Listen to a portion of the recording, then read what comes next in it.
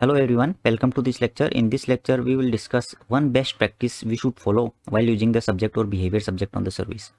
So we often communicate between different component using the subject or behavior subject on the service.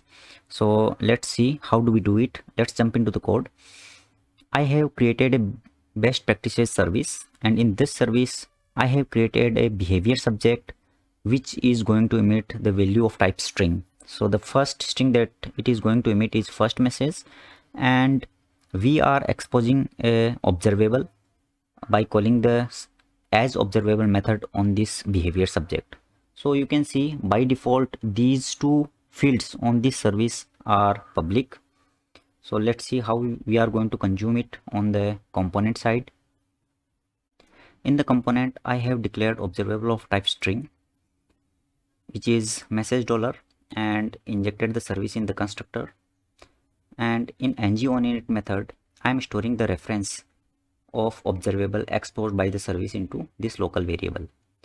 And if we go to the HTML side, we are subscribing this observable using async pipe. So let's have a look in the browser. So it is working fine. The subject is emitting the value first message, and it is displayed properly. Now let's see what is the problem in this code. Let's jump into the code. You can see in the service part, this behavior subject is exposed as a public property. So if we go to the consumer side, I can write code like this.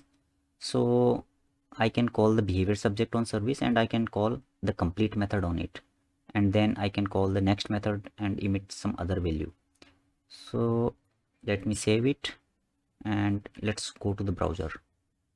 All right, so you can see we are not able to see this message on this HTML.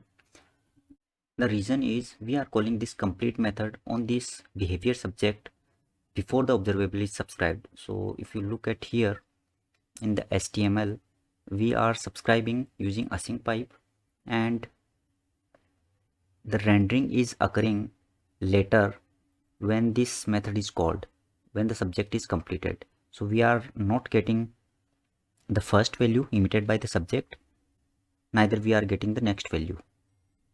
We can call all these methods because this behavior subject on the service is public, and we are violating one OOPS principle, which is abstraction.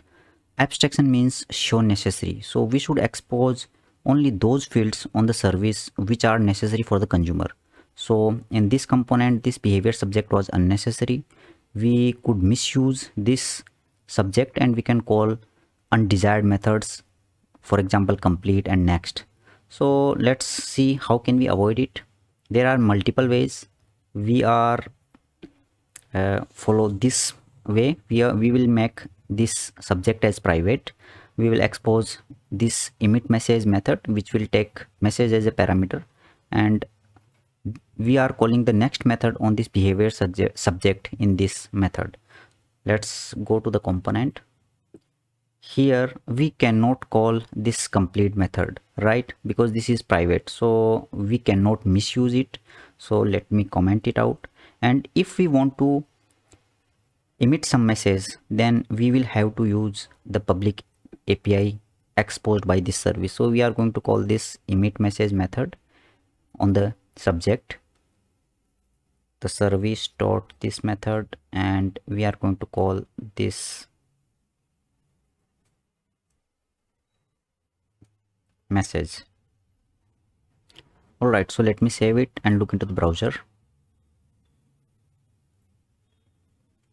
Right, so the new message emitted by the behavior subject we can see in the HTML.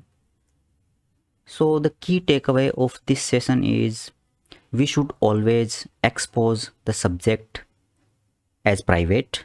It should be the part of service, and expose a method which will use the private subject and emit the message. And we should expose the observable as a public property by calling as observable method on behavior subject. So I hope this concept is clear, and we should use this sort of abstraction in our code. So let's meet in the next session.